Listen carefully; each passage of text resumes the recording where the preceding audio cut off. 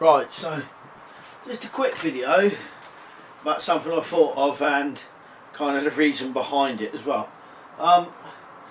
So I've still been looking at some old trap books. I found some more as well, and if anyone wants to know or links, know the names or links to them or whatever, just let me know. They're quite hard to find, and some of them I found just by pure fluke. So I'm still going to go through Leonard Maskell's a book of engines and traps for polecats, etc. So I'm going to go through those, but I've been able to do some other stuff in the meantime, like I've had to start tidying up some parts of the garage so I can get in there and actually do, build the traps, because some of them, you're going to need a vice and stuff and cut wood and that to make them. So I've been doing that. I've also been looking at another book. I think it's called A History of Fowling by H.A. Macpherson or something. And that's got a load of good traps in that as well, which I've never seen before. But the one thing I'd noticed through all of them was, in the old days, they seemed to have a real big thing for bird lime or lime sticks or lime traps. So that's like, it's a sticky substance, they put it on branches and you catch small birds with it. And potentially medium-sized birds, depending on how much you stick on. A completely cruel and indiscriminate method of catching things, but like all these kind of things which I don't like or ban, or people go out of favour of, it's because they're so effective and so good at working. And like I said, I've really noticed in a lot of the books they really favour bird lime and small snares as well for birds, and even like horsehair snares and stuff like that. So what I was thinking, I'm not actually going to try this, but as a survival kind of thing, I wondered whether for survival kits something like this would be worth putting in. Now what this is, it says pest flying insect catcher. There's one of them things, you pull it out, do it if you want, and it's a long line of really sticky kind of paper. It's got this little thing for pegging it on, but you wouldn't need that. And I'll show you how you could use it in a survival situation. Now, like I said, only a survival situation, and you'd probably get done most places for using this, I think. But a survival situation is different.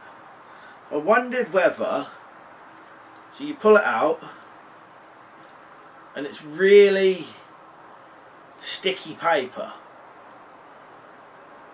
You keep unravelling it, it'll come out like a big long tape. Well, I wondered whether something like this, you could carry this in a survival kit, and like they used to do in the old days, get this and wrap this around twigs and stuff. And I've seen some where you've got a kind of a wide forked stick, you put berries at one end, the other end you kind of push it around or tie to something, and then you put bird lime on the rest of it. Well, you could use something like this, wrap it round, bait on it, and when the bird lands, get stuck in this. I think a small, you can kind of see how sticky it is. You get all this stuff. You see it there? You get all this stuff stuck on your fingers.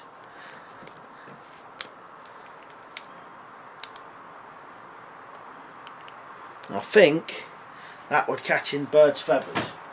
Like I said, I'm not encouraging this to do this, but if it was a survival situation and you had a few of these in a bag, or in your kit, I reckon that would be one method, possibly, for catching small birds. The other method is possibly using glue traps or make lime, bird lime. But some of the methods I've read in some of the books are quite long methods. It takes a long time to make them.